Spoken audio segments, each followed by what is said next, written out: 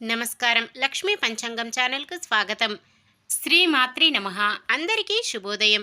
ఈరోజు మనందరికీ అంతా మంచే జరగాలని కోరుకుంటూ ఈరోజు పంచాంగం, ఈరోజు శుభకార్యాలు చేసుకోవచ్చా, ఇంకా ఈరోజు దినఫలాలు మరియు ఈరోజు పండుగ ప్రత్యేకత తెలుసుకుందాం.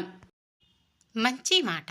మనల్ని భగవంతుడు ఎలా సృష్టించి ఈ స్థితిలో ఉంచాడో అదే స్థితిని ఆనందంగా అనుభవించాలి. అప్పుడే జీవితాలు ఆనంద మందిరాలవుతాయి. ఈరోజు పంచాంగం చూద్దాం. శ్రీ క్రోధినామ సంవత్సరం దక్షిణాయనం హేమంత ఋతువు, మార్గశిర మాసం శుక్లపక్షం, 2024 డిసెంబర్ 8 ఆదివారం. సూర్యోదయం ఉదయం 6:38, సూర్యాస్తమయం సాయంత్రం 5:38.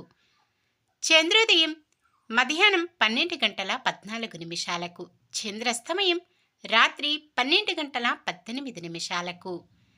తిథి సప్తమి ఉదయం 9:43 వరకు, తదుపరి అష్టమి. నక్షత్రం శతభిషం మధ్యాహ్నం 3:52 వరకు, తదుపరి పూర్వభాద్ర. కరణము వనిజ ఉదయం 9:43 వరకు, తదుపరి విష్టి. రాత్రి 8:53 వరకు, తదుపరి భవ.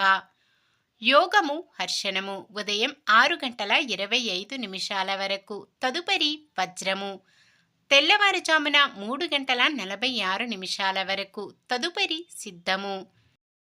అశుభ సమయాలు: రాహుకాలం సాయంత్రం 4:15 నుండి 5:38 వరకు. యమగండం మధ్యాహ్నం 12:08 నుండి 1:30 వరకు. గుళిక కాలం మధ్యాహ్నం 2:53 నుండి 4:15 వరకు. దుర్ముహూర్తం సాయంత్రం 4:09 నుండి 4:53 వరకు.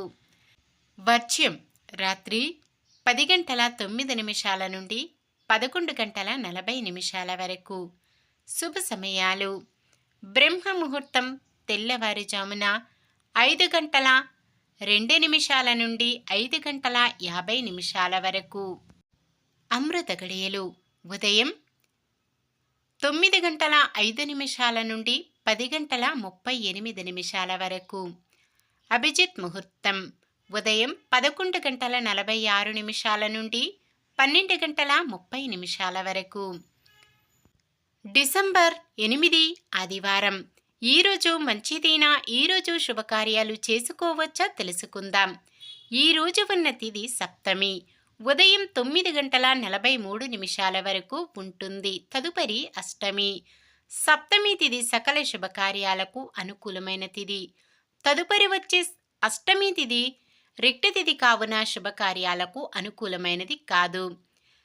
సాధారణమైన పనులు, మనం ప్రతిరోజు చేసుకునే పనులకు ఎటువంటి దోషాలు ఉండవు కాబట్టి యథావిధిగా చేసుకోవచ్చు. ఒకవేళ ఏదైనా శుభకార్యం కాని పని చెయ్యవలసి వస్తే శుభ సమయము చూసుకొని చేసుకోవచ్చు. సూర్యుడు వృశ్చిక రాశిలో, చంద్రుడు కుంభరాశిలో ఉంటారు. ఈరోజు చంద్రబలం ఉన్న రాశులు: మేషం, వృషభం, సింహం, కన్య, ధనుస్సు, కుంభం. ఆదివారం పడమర దిక్కున, వాయవ్యం దిక్కున ప్రయాణాలు చేయరాదు. ఈరోజు పండుగ ప్రత్యేకత: కాలభైరవ జయంతి. ఒకానొక సందర్భంలో శ్రీ మహావిష్ణువు బ్రహ్మదేవుడి మధ్య ఎవరు గొప్ప, ఎవరు అత్యంత శక్తివంతుడనే చర్చ నడుస్తుంది. ఈ చర్య కాస్త తగువగా మారడంతో పరిష్కారం కోసం పరమశివుడిని కోరుతారు. దానిని బ్రహ్మదేవుడు ఒప్పుకోడు.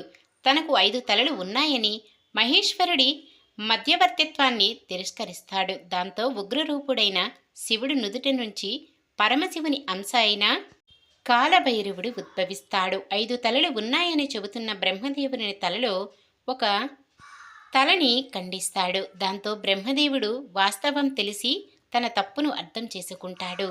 ఆ తర్వాత దేవతలంతా కలిసి వేడుకోవడంతో కాలభైరవ రూపాన్ని తిరిగి తనలోకి తీసుకుని పరమేశ్వరుడు శాంతిస్తాడు.